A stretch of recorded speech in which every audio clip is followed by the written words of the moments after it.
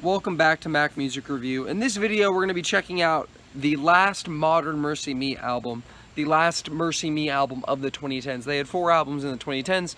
They had Generous Mr. Lovewell, this one, The Hurt and the Healer. And then they had Welcome to the New and Lifer. And this, of course, is the second of those. And for some reason, in this order, I talked about them out of order, but now I'm finally getting to this one. And yeah, this is an album review for The Hurt and the Healer. This is the album cover.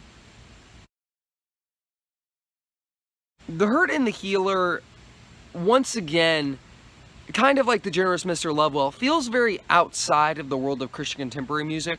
While I feel like Lifer and especially Welcome to the New fit into the realm of Christian contemporary music, this is an album that feels like it's really going much more in an alternative rock direction.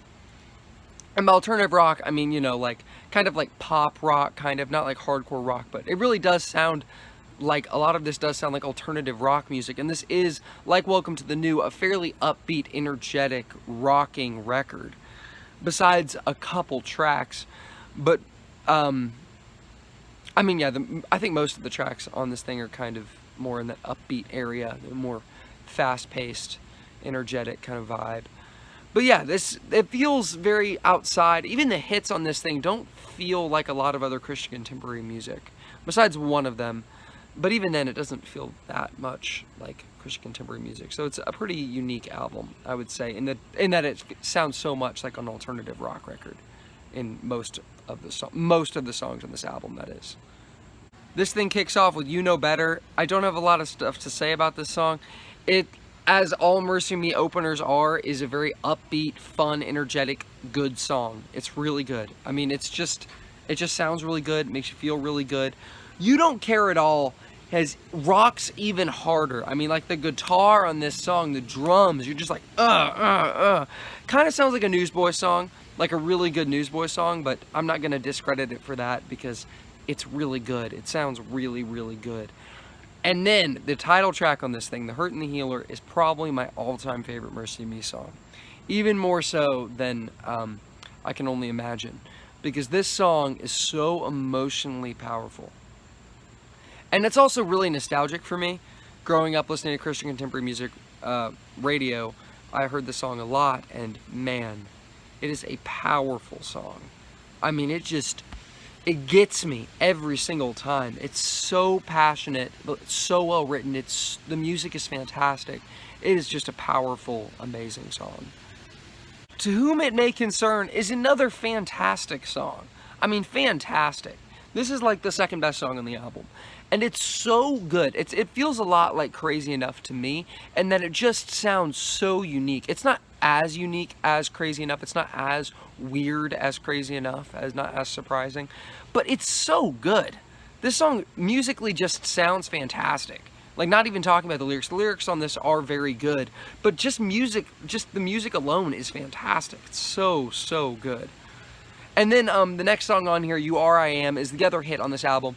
The Hurt, the Healer, and You Are I Am are the only 2 hits on this thing. And You Are I Am fits the most into the realm of Christian contemporary music, but it is a great song. Once again, this is a very potent song. The message comes across very well, and the lyrics work very well in the song, and the music as well. And it's a really, really good song. And then, I mean, this is honestly probably the best first half of any MercyMe album of their entire discography. I mean, fantastic first half. So, so good. And then you get to the second half, which kicks off with Take the Time, which is dull and boring, and it features the main guy from Need to Breathe, Paul Ryan-Hearted. I don't remember exactly what his name is. It's something like that. But he's awesome. I love Need to Breathe. But honestly, he does not bring anything to the track other than some vocal diversity, because it's just a boring song. Lyrically, musically, it's just a drag. Don't Give Up on Me has really good music, but the lyrics are very generic. It's extremely generic for Christian contemporary music. I don't think they're very effective. It's just lyrically, this song just doesn't really do it for me. Even though it's not terrible, it's just generic. And also, the bridge sounds a ton like a Forking and Country song, to the point where it's just like, this literally sounds like imitation of Forking and Country, which is definitely a downside to this song. It's just how just how similar it sounds to that band. Hold On is another song I'm not super impressed with. It's okay. It's okay. And that's really all I gotta say. It's okay. It's not bad. It's good. It's a nice, pleasant little song. It's got good lyrics. It's got good music. It's just not the level of quality that this first half of any of the songs on the first half of this album. They're all better than this song, Hold On. It's just not that great. Best of Me is the best song in the second half of this album because it's actually really good.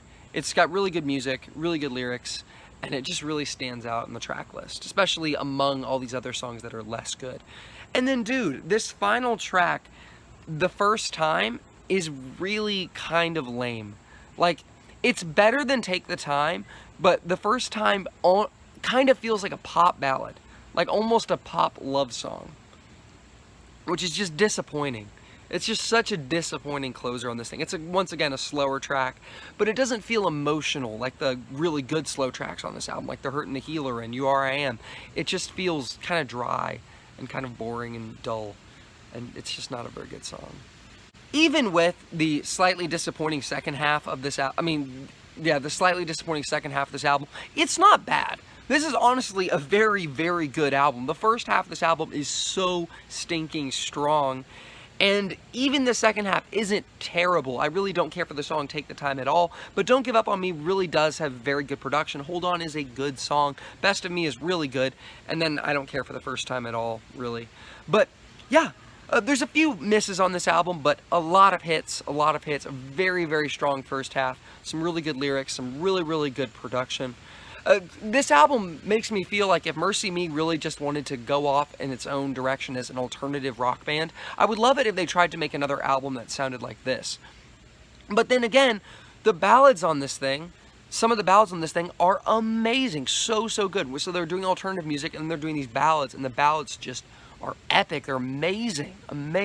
Not really epic, but just great. Meaning the title track and You Are I Am. But this is a really, really good album. Really good. And I'm going to give it a 3.5 star rating out of 5. Thank you for watching the video. I hope you have a great rest of your day. In the next video, I'm going to be looking at the Glass Animals album, Dreamland. I have been super excited for Dreamland. Like, I was kind of... like, it was just, the hype was so real because I have a review for their other albums, but I loved How to Be a Human Being. And their albums are so interesting. So far, you know, for the first two albums, they were such strong concept albums. Even though I didn't love Zaba, it was such a strong concept album in terms of following the concept all the way through. And the lyrics and the music and the vocals, everything. And so I was just excited for Dreamland.